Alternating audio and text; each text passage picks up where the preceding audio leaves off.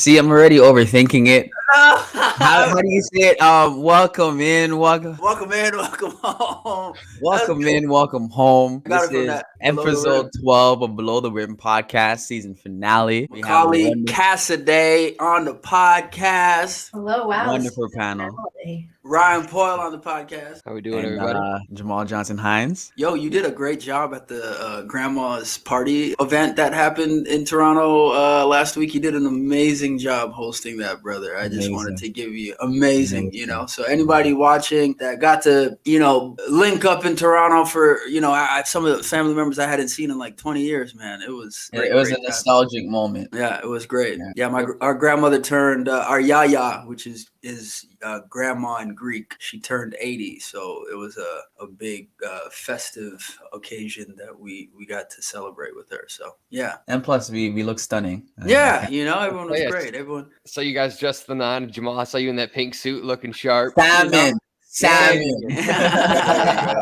Macaulay, thank you again for joining on the pod tonight. For those who don't know, Macaulay is an actress. They were in Warrior Strong alongside Andrew Dice Clay and myself. We are so honored to have you here. Where are you in the world right now, and where were you coming from? Because you were in traveling from New York. Yeah, I'm in Toronto now, like in sleepy Toronto, but I was in New York last week, all week basically. And you're not showing it right now, but you had a drink in hand. What's okay? Well, so what? Ginger beer and vodka, which I guess is a Moscow Mule. Wow. The thing is, Ryan knew what it was, like off the top. Like he was like, yeah, a little, Well, I said just ginger beer at first, and then the vodka. There you go. I'm drinking a beer on the pod tonight, so. Miller Lite action going on over here. I have an empty glass. That's great. So what do we want to talk about tonight? I mean, do we want to start with the top 5 big things of the week? We want to start with that. We do have an MMA update, boxing update from Franklin, which we can hop to. What's up, Below the Rim podcast? It's Franklin here with your MMA update. Just on the weekend to end the month of July, we had UFC 291. I hope you guys saw it. It was a banger. Out of the 11 fights, 9 out of the 11 fights we had finishes. Either a submission, a KO, or a TKO, which always tells you that it was a good card. To begin the card, we had the only female fighter of the card, Miranda Maverick. She dominated the absolute entire fight, and in the third round, she got a submission to end the fight. Also, on the main card, starting it off, we had Gabriel Bonfim. All I can say is these Bonfim brothers are real. A minute and 33 seconds into the fight, he got a submission to end it. Next on the card, we had Bobby Green versus Tony Ferguson. Man, Tony Ferguson, great fighter, absolute legend in the UFC, but he's on a 6-fight losing streak. I don't know, I think it may be give him one more fight, a retirement fight, he retires after. I mean, he fought Bobby Green. Bobby Green is an absolute dog. I knew Bobby Green was going to win. The back and forth that they had all week seemed like stuff has been brewing since maybe Easter. Tony felt a little disrespected that Bobby texted him. Bobby was just trying to see if it really was Tony, but Tony took some offense that he didn't say Happy Father's Day and stuff, so there's been some back and forth since then. Derek Lewis came in crazy in this fight. Flying knee to start the fight. He caught him with the flying knee, maybe 33 seconds later. Alex Pereira versus Jan Blachowicz. Oh, man. No disrespect to Alex. I think Alex fought a great fight. There's no doubt that he had more significant strikes. I thought Jan did enough to win the fight. That's the problem when you leave a fight, go to the judges. You never know how they're going to score it, but I had the fight 1-1 going into the final round, and I thought Jan did enough. I know Alex definitely had a significant strike advantage, but I thought the last round, the strikes were, Alex started off good. I didn't think he won by that many strikes, and then Jan got the takedown. He had the control. He held him down the last minute. So I thought Jan did enough to win that fight. Let's go to the main event. We had Justin Gaethje versus Dustin Poirier. What a great fight. I honestly, I thought it would have been same result, but I thought it would have ended in the 4th round, if anything. I thought Justin Gaethje was going to win. He won with a TKO. He got him with a right head kick, just like Leon Edwards did to win the title. Wow. All I can say is he's one bad motherfucker. I would not want to mess with him, and congrats to Justin Gaethje on winning the BMF belt. Finally, let's get to boxing. We had Terrence Bud Crawford versus Errol Spence Jr. What a fight that was. I honestly thought going into the fight, I'm like, these guys want to get paid. The best thing for them to do to get paid is to get a draw. Let's have a rematch, hype it up even more, and let's both come out of here with some bread. That's what I thought they were going to do. I'm surprised Bud TKO'd him. He put on a boxing seminar. He put on an absolute clinic. Congrats to Terrence Bud Crawford. He really understood the moment. He walked out with Eminem. Eminem's like, you better lose yourself in the music. He knew this is a once in a lifetime opportunity, a once in a lifetime fight, and Terrence Bud Crawford got the job done. And that's Franklin with the MMA update. Any thoughts on that, Jamal, Ryan? What I know, it was a hell of a fight. Well, apparently, according to the New York Times, Terrence Crawford stands alone at the top of the boxing world after becoming the first male boxer to hold all 4 major titles in 2 different weight classes. Yeah. So that's pretty big. He's big time. They're saying he's pound for pound the best fighter in the world out there. This fight has been meaning to happen for a couple years now. I guess Errol Spence got in a pretty bad accident. I think it might have been a car accident. Whoa. And kind of sidelined him for a little bit. So him coming back in this fight, he was the underdog, albeit not a big underdog, but Terrence Crawford just took care of business. It was a good fight to watch. Did anyone watch the fight? I caught a little bit of it. I mean, I guess I caught a little bit of it. I watched the Twitter highlights. That's really what it was. I was drunk.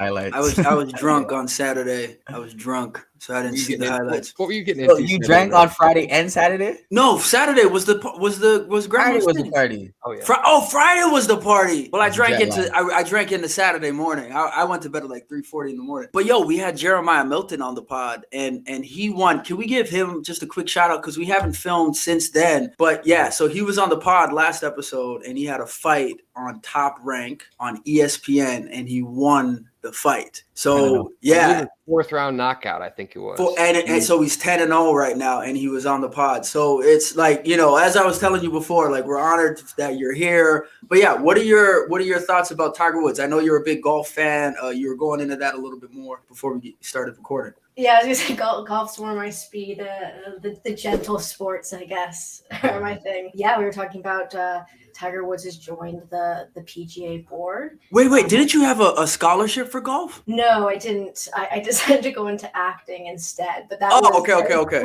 My route. But then I switched lanes. There it is. I don't even know if there's a golf team at NYU. So I mean, there must be, but. So will Tiger Woods still be playing? Yes, he'll still be playing. I mean, he's getting up there too, right? So there's no doubt that he's closer-ish to retirement. But there was an open letter written by him, Rory McIlroy, and a couple others, basically criticizing the PGA for the kind of backdoor deal they did with Live Golf and just wanting more player representation and more player voice on the board. So he's joining, and I guess the hope is that there'll be a bit more transparency with the deal itself, and then other things going forward. But yeah, I don't think there's been a player on the board before. I'm not sure about that, but it's going to be interesting. It's a great step. They got this decision right following that, all the turmoil we've been in with that decision with Liv. So it's a step in the right direction. And who better than Tiger Woods? He's the golden boy of golf, and I'd love to see him get back out there too. I mean, player boardman has or player chairman. That's quite the ring to it. You've heard of maybe player coach with Jackie Moon, but player coach owner with boardman's tough. You love Jackie Moon, eh? And I love semi-pro. You know what? I'm gonna quickly do my Barbie review. I'm gonna do my movie review. Before you do that,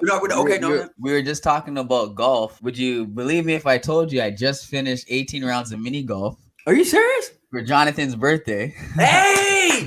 Happy birthday.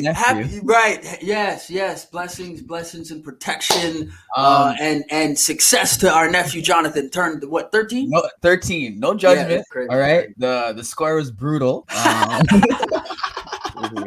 But where's the first hole? We started out pretty good, par 2s, par 3s, and then as the game progressed, we just kind of lost focus. Well, but I did end up winning with 52 points. Of course. I mean, and you're talking to Ryan, who's like this guy. Like Ryan is like a professional, semi-pro golfer out here. I can break 90. That's my claim to fame. Is I can consistently break 90. I'm not getting much lower than that, but Macaulay, all right. So Ryan and me, we met met out in New York. I'm in LA right now. Jamal's in Toronto. You're in Toronto, but you did spend time in New York. You said you went to NYU. You went to Tisch. Can you tell us a little about your background in acting, in writing, so our viewers can get a little more in-depth view on who you are? Yeah. I went to NYU. I went to Tisch. I majored in theater. I minored, which my girlfriend tells me is not really a thing, in political science, but I like to say it just to legitimize. But let them know. More. But yeah, I went to NYU. So I lived in New York for 6 years. And yeah, I went there for theater. I didn't really do a lot of acting before. Like I did it maybe my last year of high school. It was kind of just a last minute decision to go into it. And then I got into NYU, so that was cool. And then since then I've been acting and writing and starting to produce a little bit as well. Some shorter content. So that's where I'm at. So what was that like going to NYU? One of the most sought out schools in the world. Seeing that paper, I got accepted, or you were accepted. What was that like? What was that day, for you, your friends, your family? It was pretty. It was really exciting. It was so long ago now, but it was pretty. It was pretty crazy. I had friends who were already in school. I took a year off after high school, but yeah, it was. It was really cool. I didn't actually go visit except for like my audition, so kind of just jumped right into it. And I did like early acceptance, I guess. So once I got in, like I was going. I didn't ever hear about any other schools because I had to withdraw immediately. But yeah, it was a pretty cool experience. Pretty wild ride to be in New York as like a 18, 19-year-old at first, but it's really what's your preference? What do you prefer? Acting, producing, directing? Where do you find your passion taking you? I mean, I feel like I like them all a lot. I like the aspects of control that like producing and writing. Bottom line, yeah. But acting can be pretty fun too. And it's nice not to have all of that pressure and just to be able to play. So I don't know. I do really like producing and what I've been getting into, but it's a bit more stressful. I do want to just kind of talk about what you just said about how acting can be a certain way and producing can be a certain way. So Jamal and I were writing our own film, our original screenplay, and then we're also Haley and I are adapting a screenplay from a book that we optioned. But I'm noticing that in the original screenplay, Tarantino world, it's like it's so excruciatingly hard to figure it out, but it's so rewarding. And then on the other side, it's a little easier because the story's already made. And you're kind of just like, it's just more organized. And I'm starting to feel like a little bit more grounded in the whole acting world, the in-between job type of thing. Is that something that you found you like producing because of that, because you have more control? Like, whereas as an actor, you're more like not in control. I'm waiting for the phone call. I'm waiting for the audition. Yeah, I think it's less about like, I mean, there is aspect of control in terms of like waiting and like opportunities, and like it's great to just create your own stuff, but for me it's also just like having a bigger role sometimes. I mean, like I know like obviously as actors we are like the faces and the voices of the characters, so we do offer a lot, but there's something about having, getting to see and be a part of that overall vision, whereas an actor sometimes you don't get to see everything that's going on or know what's going on without you. And I kind of just like that whole experience of storytelling, getting to be with it from start to finish. So I think I love that experience of really seeing something through. It's obviously, as I said, like it's more stressful because it's like more anxiety inducing. There's more, like if something goes wrong, it's like, it's on me. Whereas as an actor, I can bring what I can bring, but the whole weight of the thing is not always not on me. There's so many different factors that I can't control. Right. So there's some freedom in like letting go of control and being there and just being able to be present and grounded, as you said. But there's also freedom in being like, oh, like I get to make these choices and like I get, quote unquote, like the final say in some of this stuff. But it's also interesting just to see that side of it and be like, oh, and as an actor be like, oh, I or if you're auditioning people, be like, oh, I do that. That's right. Or I do that. Or they're taking so long to get back to me because they're doing something else. Like you see why it takes so long. Like any number of reasons, like people are, human, right? Yeah. Yeah, I never thought about it as in-depth like that. I would much prefer to produce. I like producing. And then I think the acting is engraved in my heart. It's something I would like jump in here and there. But yeah, the producing, the back end, seeing the intricate details and the progress and how it's taking place, that does. How did you find when you did YouTube? How did you make content every week? How did you do it when no one showed up? Because you know how hard it is with this pod. People show up. But it is like that. Everyone has lives. But how did you do it, Ryan? I'll come to you in a sec. But yeah, how did you create that content every week? Well, interesting enough, when I was more on YouTube, it was like 10 years ago. So I mean, the algorithms were different, and I didn't have an outlet, so I just kind of posted and just kept posting. Wow. And as I was posting, I would critique myself and then tweak here and then try different things. And then once I got that one video that picked up a little traffic, I'm like, okay, maybe that's my niche. I started getting feedback from people, and like I got to be my director, my own producer, like literally all three. You got to know what you want to do. Yeah, and just go for it. Yeah. Ron Paul, Aaron Rodgers, Sean Payton. Some words are smattering. Is that the word? What the? Shots fired. What's going on? Sean Payton, Aaron Rodgers, NFL update. Yeah, it's great to have Sean Payton back in football. I mean, he just came in there pretty much defending his quarterback, Russell Wilson, saying it was all on the coach last year, which is what I think you should do. I mean, let everybody know there's a lot of talent in the room. You guys were just steered the wrong ship. Captain's an idiot, and he was a really, really bad coach, to be fair. I mean, he's going to go down as one of the worst first-year head coaches of all time. But him and Aaron Rodgers together, man, it's like Batman and Robin. Robin went off on his own. He was a terrible coach. Now that he's back with Batman, I expect the Jets to have a fantastic year, and them playing in the opening game of the preseason against the Browns on Thursday. Although he's not playing, it's just going to be so great to see football back. I couldn't be happier, Jordan. You see me in my Browns gear right here. I see that. What's going on September 15th? Browns Bengals. Wow. 1 p.m. I'm trying to get you out at that game. I'm trying to go, man. I'm trying to go. This is So we'll see. We'll see if we can get some footage from there. But real quick, I do want to get into my Barbie update. Can I get into my Barbie? I have a review of Barbie. Okay, perfect. So I was at Venice Beach earlier today, and I was going to do like a whole thing. But all right, so I was just talking. So I'm staying in LA. I'm with my cousin and all that stuff. So I was talking to Sharon, and I was like, yo, I saw Barbie. Me and Haley, was incredible. And I think what was cool about this, to kind of bring it all kind of back to what we were just talking about, Margot Robbie produced this movie. And I think that's super cool because like she produced it. Yes, right. So Margot Robbie produced this movie, and she was saying that she didn't even know she was going to be Barbie.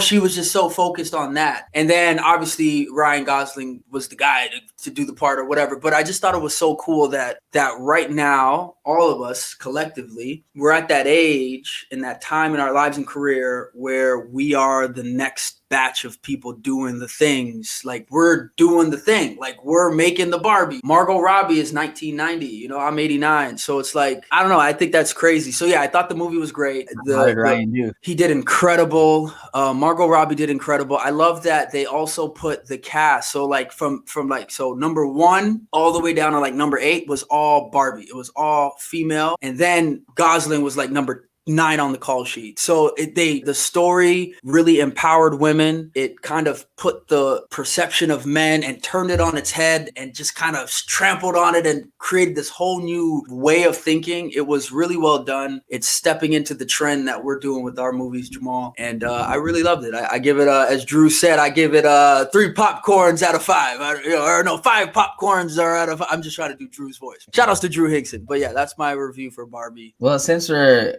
on the movie review topic, how about we each give a movie that we recently watched and give it a popcorn review? I'll go second. I'm third. Jordan went first, so I'll go third. All right, so Ryan, we haven't heard from you. We'll start with you, and then Macaulay will go to you. Yeah? And it'll give me time to think of something. Yeah, perfect. There we go. You can go first, Jamal. Go ahead. Take it over if you want. Jamal, you want to go? Jamal, go. You want to go? Haven't thought of it yet. Okay, there we go. I did watch Ambush on the flight. My brother watched it too. What happened at the gym? While you're doing, what happened at the gym the other day? We're getting it at the gym, and then what happened? In the gym in the building, there's not like anywhere for me and Jordan to play tunes. So we talk a lot during the workout, and this girl comes up and says, "Hey, is is that Oliver from Suits? And I was like, yeah, that's Oliver from Suits. Go tell him that. He'd love to hear that. All I hear is Ryan say, yo, go tell him that. I literally said, go tell him that. Way too humble of a guy. So I love when people go approach Jordan, and she goes up and she's like, I recognize you by your voice, is what she said. Yeah, she's like, my voice. I'm like, so oh, she man. said that she falls asleep to the show, and yeah, she was like, I'm gonna go fall asleep tonight watching the episodes on repeat. I'm like, yo, this is how like TV shows are, man. I used to do that with Breaking Bad. I do that with like, you know, the show Girlfriends or The Nanny. Like people, it's crazy, and you know, so I'm just grateful. But yeah, it kind of ties back into what you're saying, you know. I think my anonymity is leaving, and I'm gonna be recognized for Suits for the rest of my life. I think that's where we're at. It's a tattoo. Give it time, you know. Give it time. I'm sure something's gonna come up. Ambush might come on Netflix. You never know. Like, so I mean, Suits could have been the last thing they've seen, and they just haven't like calibrated. Like, oh, he was in this too. Okay, now that you're talking, what's your movie? Macaulay, you're last. Save the best for last. Go ahead. All right. So I'm not gonna go too commercial. I did see Guardians of the Galaxy Part 3, but that was a couple weeks ago. I flush it. I don't like it. No. But come with something. You gotta my pick. I watched this 2 nights ago.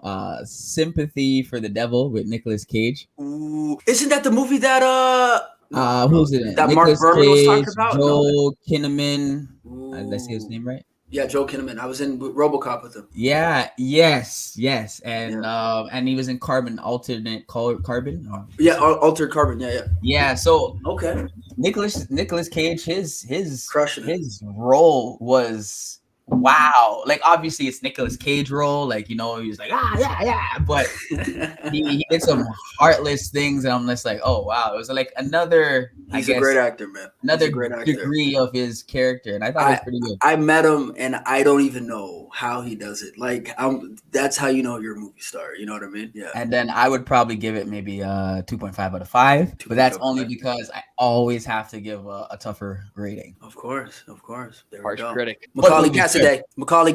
All right, so I did actually see Barbie on Sunday. So that one, it was fantastic. I was a bit distraught after the end. Kind of got me quite emotional. No spoiler alerts. No, it was just a beautiful end, and I love Greta Gerwig, the director and writer. But actually last night I watched a movie called Joyride. I think it is in theaters as well, but you can rent it. It's like a raunchy comedy, but it has 4 Asian American female leads. And it's so good, and it's like I think it flips everything on its head in terms of like, you know, stereotypes too about like, you know, like Asian American women, because it's just like a Hangover style raunchy comedy, and it's so well done. It's hilarious, and I highly recommend it. What's it called? I just love when you fucking do this, by the way. Like, I love when you pull up the thing and do the thing. Like, I feel so cool. I was actually going to watch that movie, but from Everything Everywhere All at Once, and Ashley. Same producer? No, different producer. But yeah, it's really good. Like, it really, I heard good things, but I went into it and it was. Do you recommend it? I do recommend it. Yeah, I'd give it a 5 out of 5. 5 out of 5. Well, what would you rate Barbie? 5 out of 5 as well. 5 out of 5. Very different vibes. It was a proper raunchy comedy, which I don't think we've had a good one in a while. Well, what about, would you compare it to Bridesmaid? Like raunchy, yes, like Bridesmaid, that? I'd say it's actually more like Hangover. Like, I think it was just Bridesmaid meets Hangover. Yeah. Okay. Yeah. Yeah. Right on. Drug heavy, sex heavy, kind of. Yeah. You know what's crazy? I actually look at, like, when I look back at the podcast, I'll sit and I'll write the notes and I'll like rewatch the things that people recommend or the, you know. So yeah. Who's next? Ryan? Is it? I thought I was 4th. So is it me? You're up. Yeah. Or was Barbie yours? Mine was Barbie. Barbie. Oh shoot. Okay. Yeah, that was mine. That was mine. Barbie. Yeah, I guess. Hi Barbie. Hi Barbie. Hi Barbie. I rewatched Ted.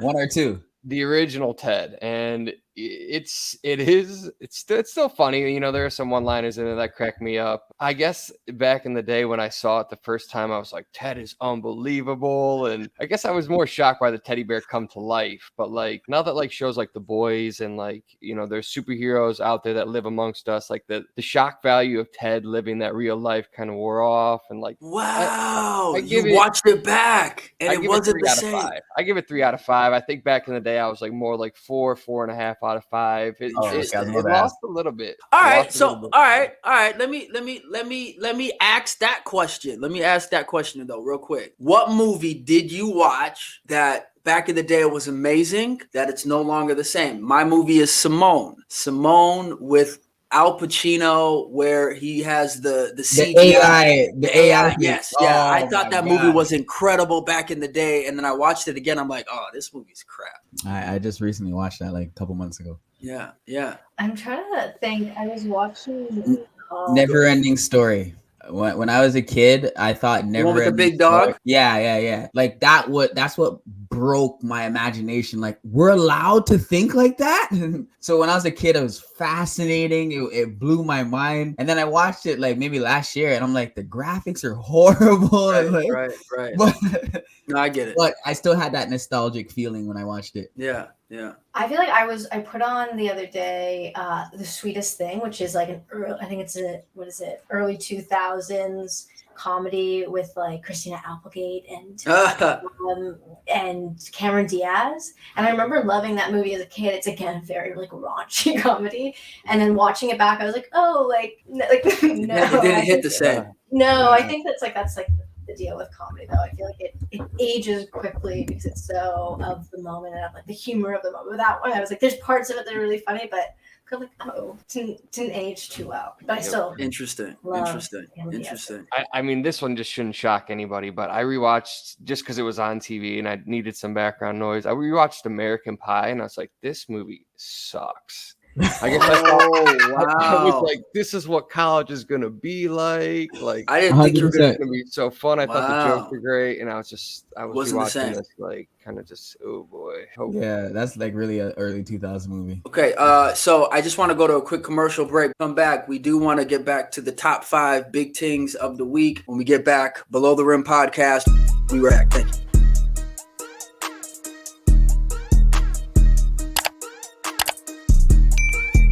Welcome in.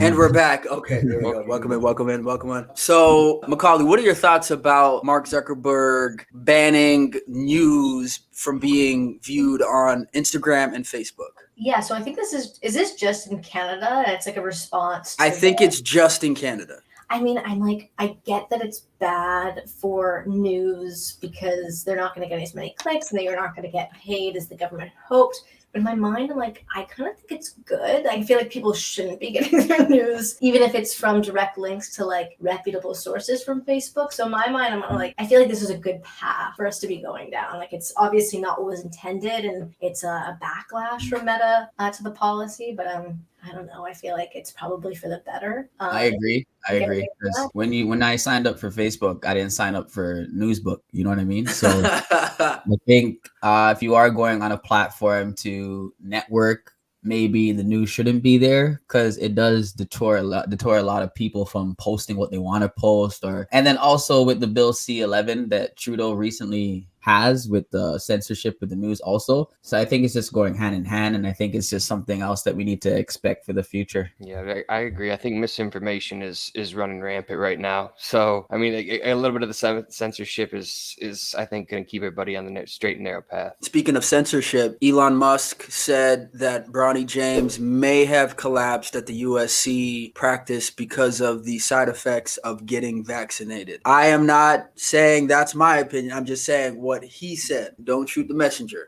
Thoughts from the panel. The only thing I could say is I guess when you're a billionaire, you can say that kind of stuff. And own Twitter. And Twitter. You know what I mean? So that's the only thing. Ryan, what are your thoughts on you had some crazy thoughts about Bronny, first of all. I mean, shout out to the UFC medical staff. I mean, 18-year-olds going into cardiac arrest, that doesn't happen. So glad that. But what's crazy, like, think about it like this. Bronny collapsed, and God bless that young man and his family. But just imagine LeBron James at 18, St. Vincent St. Mary entering the league, and he collapses. Like, that's how crazy that is. Like, Bronny's the same age, you know, that's crazy. And Macaulay, sorry, you're gonna say something. I was gonna say that, like, I mean, it's just such it's such a reach, and like, given that, like, obviously it's not common, but I like a simple, literally just doing some like Googling will tell you that like one of the most common sports related deaths is cardiac arrest or like coronary heart disease. Like, if you're practicing a sport at that level, you're causing so much stress to your cardiac system, like you're causing so much stress to your heart, and like, though it's, again, not that like that common, it does happen when you're performing at that level. Like, you can imagine, you know, you're going for a run, it puts stress on your heart, but when you're doing that every single day, like, it's gonna add up, and you know, things like that do happen. So I think it's just like, let's go with the obvious, that he's like a really, you know, he's an athlete who's training really, really intensely, and that's probably more under the pressure of LeBron James as well. Exactly, the stress and all of it, right? Like, and LeBron is almost, he kind of went like, you know, just crazy parent mode, you know, and was like, you know, I don't know what it could be, but I'm outraged and I'm scared, and it's the vaccine. You know, I think he just kind of showed his vulnerability as a parent, where like, he doesn't have the answer. He has all the money, but he doesn't know why this happened. And I think for him to just fly off the radar and just blame the vaccine is absurd, and I'll call him on that. But I don't know, it's kind of shocking on LeBron to just, you know, not be more calm, cool, collected that he usually is. Yeah, and then it's not too similar, but so like, I was going to work one day, and I had to get off the bus. I fainted. I literally I laid there. I had to fight to text my sister to pick me up. Like, I was gone. This was maybe two years ago, and like, I check my blood on a regular, and you know, I'm not diabetic. I ate, so sometimes things happen and you don't have an answer for it. So you know what I mean? Like, I guess when you're looking at the eyes through the masses, they're gonna have like three things that they think, oh, it's either this, or this, but there's 1,000 things it could have been. And I also think like Elon Musk can sometimes be a little bit of a shit disturber. That's what he does. You know, he has to stay relevant. He kind of platform, yeah. And then he changes his logo, you know, and then, it's like, a pretty sick logo. It's pretty dope. Well, it could be in cahoots with the XRP XLM, right. But I digress. Wow. And one of his places of business, like, he has like a flashing X, and that's like affecting the people who live amongst them. Right. And like, it's Elon Musk. He's not gonna turn it off. So you know, he's a billionaire. I don't know. Maybe different rules for them. Writer strike. I was driving past the Sony lot, and the writer strike. Macaulay, how is the strike affecting you as a writer, as an actor? By the way, just another shout out. Macaulay is in Warrior Strong. Like, it's gonna be fire. Like, shit is real. All right, go ahead. How's the writer strike been affecting? I mean, I'm sure same as it's been affecting you. It's slow out there, and it's annoying, and I just want to get paid, and I also want something to watch, and there's right. Frustrated, but you know, it's going to take however long it's going to take, and that's fair.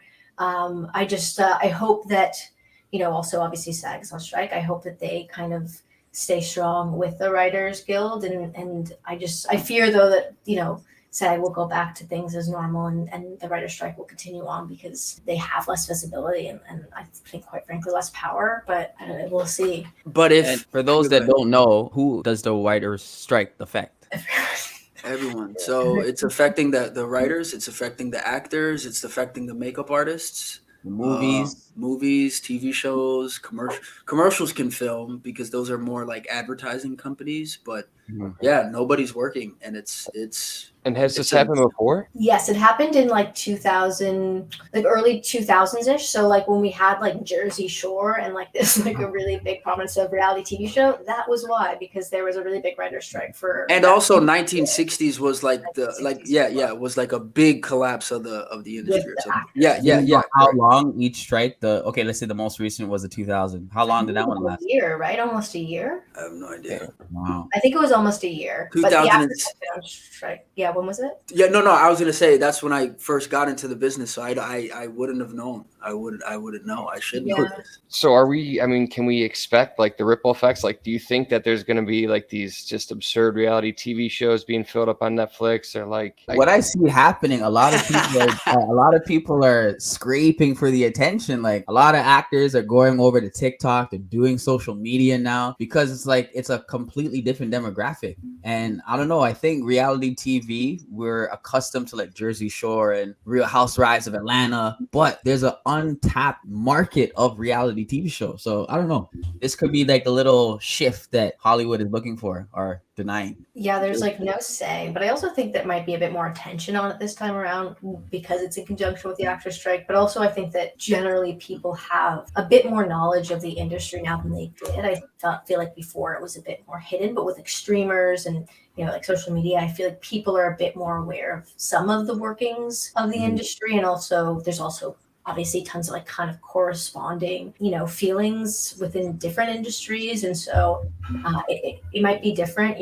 We may see a bit more of a distaste for reality, or I have no idea what's going to happen. I wouldn't have known this a couple years ago. So like the fact that we're able to be aware of this it's a huge thing. I mean, I want you guys to get back to work, so I hope that this ends pretty quick. But I mean, not just like a settle. Like, I'm hoping that this is more like the NBA players union versus the NFL players union, and you guys end up getting a ton of money, and you're signing for 4 years, $50 million. You guys are getting those fat contracts. That's what I'd like to see kind of come into play here with the least residuals. And I guess, is there any way that you guys can speak to what the writers are really hoping for? Like, it doesn't sound like they're being unreasonable. No, so from my understanding, what's been happening over the past 5 or so years is not just like a cutting off of residuals and like less pay, but it's also smaller writing rooms and less time. So like you can basically say, like, if you see like there's a ton of kind of bad content on Netflix, and also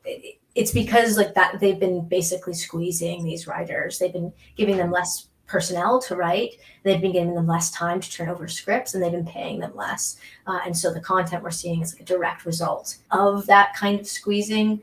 And I think a lot, like, it's not just money that they're talking about. Obviously that's the case, but they're just asking for just more support. I think they feel like they're being overworked. Wow. That's good insight. Now, is this something that the government could step in? I think they have with the unions as much as they can. But again, within the union, the government can't tell a union how to run it. So that has to be figured out between. I'm just asking, like, from the viewer. It's a good question. No, it's are actors eligible for unemployment, or? Yeah, no. So what it is as an actor in America, to qualify, for all the Canadians out there, to qualify for health insurance, you need to make $26,000. But if you're not making any money from commercials or, residual income, then you don't qualify for insurance. How are you going to get covered? So every year in America, you got to re-up on your insurance every year. It's not like, oh, this year you made X amount of money, your insurance is good for the next 5 years. It's like, nah.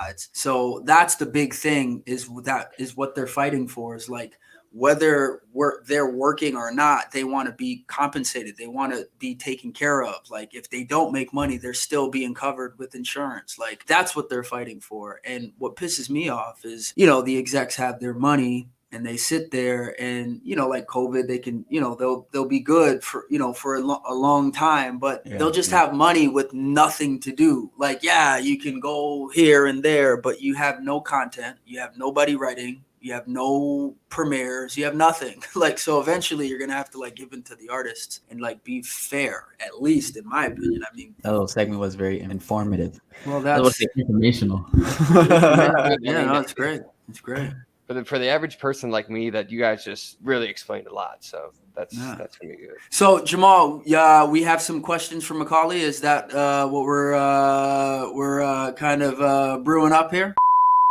You just read my mind, Jordan. I'm here live from the BelowTheRim podcast. If you haven't already checked the channel or subscribed or gone through our video catalog, we put together 22 questions to ask the panel. And these are just random general questions to pick your brain, to make you think from a different cortex or frontal or wherever you want to go. So what we're going to do, we're going to put you on the spot. There are 22 questions. So you being in control, you can decide from question 1 to 22. Which one do you select? 9. Question number 9. Do you have any routines that you stick to religiously? No, I feel like my only routine that I stick to religiously is trying to create routines. I'm quite bad. That was a good answer. That's a really good answer. I make a lot of lists of things that I should be doing, and I can't stick to them. I do them for like a few months, and then I move on. So I like meditated for the first 4 months of this year, and then that's off. So just a quick question: do you think that's an actor thing? Because I do that too. I'm always trying to make a routine, and I'm like, Jordan, your routine of you trying to get a routine is your routine, bro. Like, yeah, is it an actor thing, or is it the kind of like the impatience that caused me to want to be an actor? I don't know. There we go. Macaulay Cassidy, Below the Rim podcast. Jamal, question number 2. And what I want to ask as well, I noticed when I meditate, it's like something you only have to do a couple of times, and then like you get a certain amount of downloads, and it's like, okay, yeah, I'm good for the year, and then you'll start meditating again. Anyways, I digress. Question number 2. Go for it. 14. 14. Oh god. What's your astrology sign, and what sign do you bump heads with the most? Okay, so I know my whole like chart. Birth chart? Here we go. Because because I'm a lesbian, and we're really into astrology, and someone made me download an app at some point. So I'm a Sagittarius, Aries moon, and I'm a Scorpio rising. And I sold that to someone once, and they went, "Oh no!" So apparently it's quite hectic. And then what sign do you bump heads with the most? I want to say, I don't know, it's tough. I think Aries. So Aries, other fire signs, because I'm a fire sign. Yeah, 2 fires don't work. It's coming together of passion and stubbornness and all of that. So right on. All right, and then one more question. 2. Oh, we do have to say before, Jamal and I are both Capricorns, born on the same day, and I'm curious if you think that December 29th, same day. Yeah, hold on, Ryan. December 29th, Capricorn. 29. 2 + 9 is 11. You're a master number 11. You know that, right? I did not know that. Just to give you a quick thing about numerology. So master number 11, Michael Jordan was an 11, Kobe was an 11, LeBron is not an 11, Joe Rogan is an 11, Obama's an 11, I'm an 11. All right. So hold on. All right. So before, because you brought this up before in one of the earlier episodes, and I see why now. Kobe was like a killer. Like Mike Jordan was like the greatest, but Barack Obama, they have that charisma. Thing. LeBron is great. He has the overall, but he's not Jordan. He misses that charisma. That he has. I see what you're saying, but he doesn't have like that. Like let me put it this way: LeBron's charisma is more forced. Kobe and LeBron naturally. I see what you're saying. I see what you're saying. Like Kobe just looked like a NBA star from Italy. Like I see what you're saying. His work ethics, like it's something that people can lean towards. But with that, I think LeBron was able to have it overall though. Like that's the difference. The universe is fair. Like God is fair. Like he can't. Yeah, it's a circle. Okay, go ahead. I digress. Go ahead. Sorry. If it's not good enough, you're gonna do one more. 2? Oh, here we go. Oh no. Tell us a secret not many people know about you. Oh no. Oh, I fucked up, didn't I? Okay. I'm not sure. I feel like there's not that one. No, not that one. It's something that no one would know. I feel like I'm pretty out there. A secret. So can I give an example of what I said? Sure, give me an example. All right, so my example was when I was like 5. So I went to bed one night, and when I woke up, like I closed my eyes and I woke up, like I blinked once, and when I opened my eyes, it was daytime. So I closed it, opened, and I no joke, like it was that one time in my entire life. It never happened, but again, I've tried it before. Like it's 2:00 in the morning. It was never like that thing ever again. So that was something I never thought anyone would believe me. So yeah, that was my secret. I don't have a secret, but I'll tell like a little thing that I probably haven't thought about. What about? Do you want to pick another question then? I mean, I can do a little secret. It's not a secret-ish because I wouldn't keep it from anyone, but I don't know that I've mentioned it to many people, which I think is I like the verbiage. I had this No, memory. Macaulay is so smart. Go ahead. Sorry. I have this memory of being a kid and being on the playground, and our playground at our school had those like platforms. They had like a little tiny, like holes in them. And like there was like a metal platform. Do you know what I'm talking about? They were Yeah. The jungle gym. Yeah. Yeah, in the jungle gym. Yeah. And I remember one day there were a bunch of us sitting underneath one of them looking up. It was me, in fact, and a bunch of boys. And we were sitting there because I guess we were all watching girls run by in their skirts. And then one of them turned to me and go, "Wait, why are you here?" And I went, I don't know. And whatever. So that's 11 years later. I'm wow. But yeah. Okay.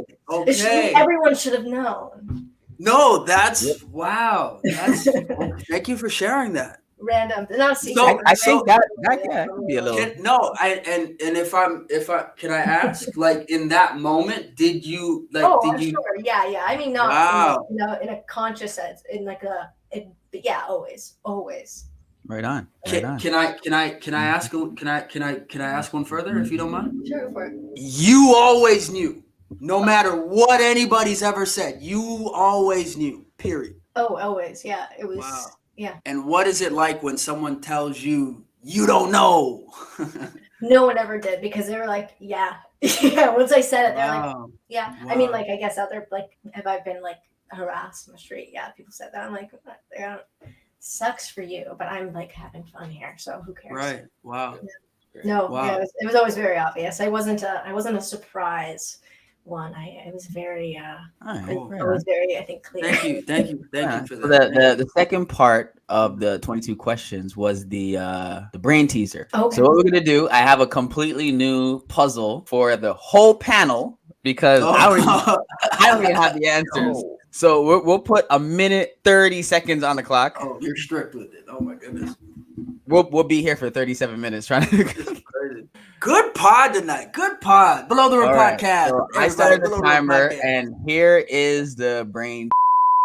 Macaulay, if you're coming back to New York, what's one restaurant, what's one bar you have to visit? I actually haven't gone there until recently. It's in Williamsburg. It's a dim sum-ish kind of place called Birds of a Feather. It was so good. Birds of a Feather. Yeah, Locked really together. good. I actually got the brain teaser pretty fast. So let's do this again. Here we go. So right off the bat, I'm gonna say read between the lines. Okay. Yep.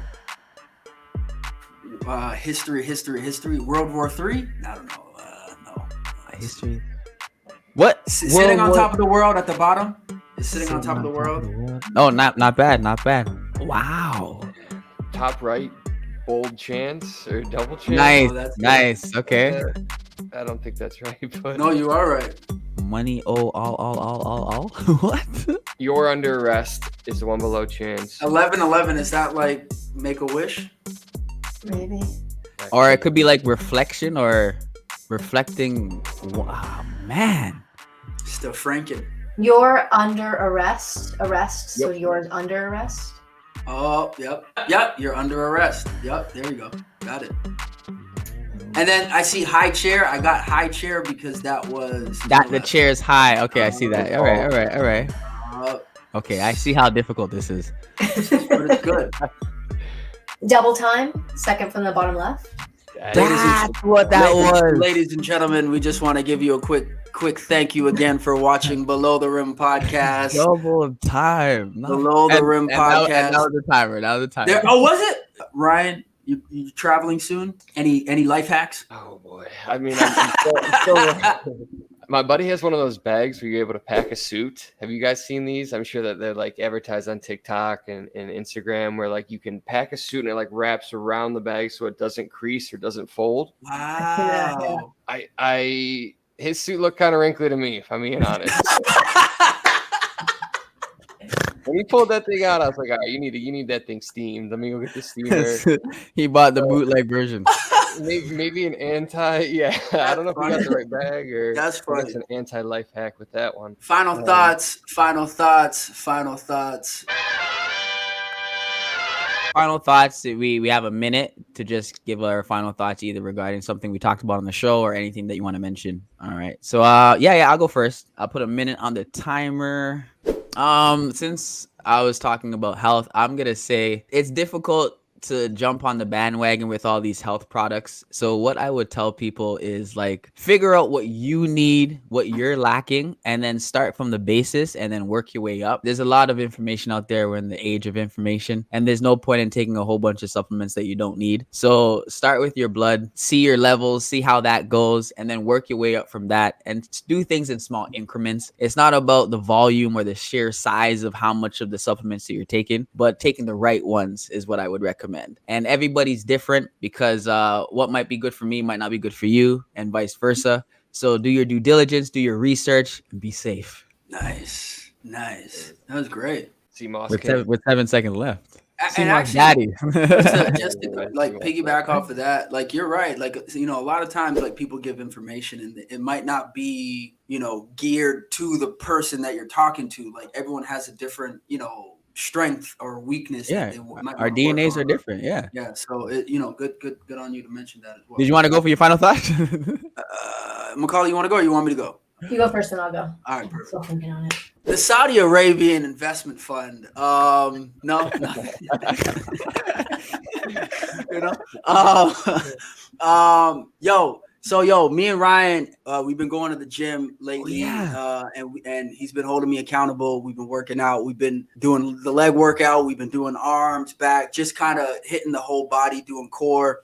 A few months back, like on the pod, I said I wanted to like get like more consistent and serious with my workout goals and my dietary goals, and I'm doing that. So shout outs to Ryan, good friend, good motivator, and his personality is, you know, try to find, you know, people that in your life, like if you're looking for like a good friend group, people that are genuine and people or like that, Path 11s. That as well. Amen to that. And also just like people that like they have like goals in their lives where they want to be consistent and they need help too. So it's like everyone's helping each other instead of using each other, you're helping each other. And there's a difference. All right, that's all. Beautiful. Well said. Man. No, there's definitely something to be said for making friends in your late 20s, early 30s in a completely new city. And, you know, it's I echo everything Jordan just said. And I think the biggest thing is like, you never hear people dragging you up. You know, you hear people dragging you down. And I guess it's to his point of, you know, having goals and whatnot. It's nice to run along somebody that's sharing those same passions and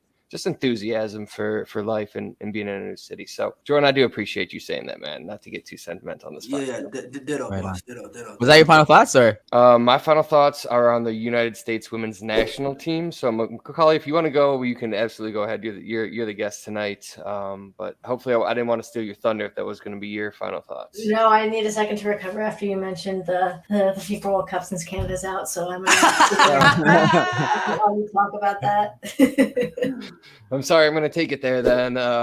The United States women's national team going for their third consecutive World Cup. As we all know, threes mean dynasties, and they got very, very lucky to advance out of the group stage. And there's been a lot of backlash from previous players, just media in general, previous players including Carly Lloyd. And you wonder if she's played with these women and she knows how to motivate them. But I think it's similar to Argentina, where they lost to Saudi Arabia in the World Cup. They were completely upset, and they still went on to win the World Cup. So it's almost as though I'm kind of glad they went through this adversity, because if you're going to win your third straight World Cup, everybody's gunning for you. There's going to be an even bigger target on your back. So I'm not going to be so critical on them. And I think that they're going to get the job done despite what everybody says. They've gone from favorites to now kind of underdogs behind Spain and England. So it's good to see the United States women's team battling and being battle tested. And I think they're going to pull out on top and get it done. Good take. Right on the money. Such a pro. Great job, Ryan. Damn. I want to see I'll jump on the FIFA train here.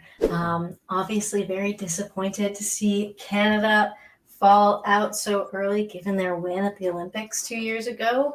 I was warned and people said that would be the case, but shocking nonetheless. But I'm also just really excited generally to see, you know, women's soccer taking such more of a prominent stage generally. I feel like it's really, really exciting time for the sport and for viewership of the sport, and getting a lot of, I think, long overdue appreciation and viewership. So that's something that despite Canada's loss, I'm really happy to see and excited about, and just interested to see how things keep developing from there, and in soccer, but also in other sports like the WNBA. I got to see the Toronto game that they played, so it's just a very exciting time, generally in women's sports. So, and being highlighted right now by the World Cup, and I think the interest and intrigue there is in it, I think more so than usual. And I think with the Women's World Cup coinciding with the arrival of Lionel Messi to the MLS, I mean, soccer's never been at such a high right now in America. So maybe that'll have the ripple effects into the women's league as well. I'm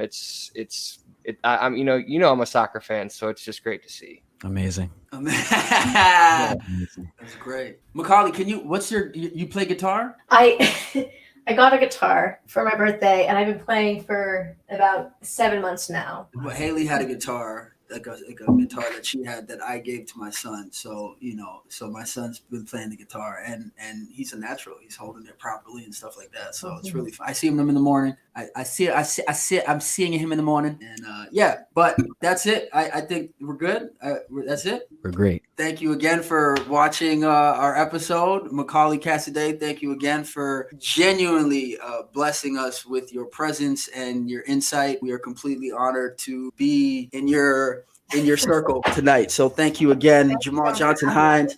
Absolutely. I'm sorry. Jamal Johnson Hines, your skin's never looked more glowing. You are effervescent. You are a light. You are a star.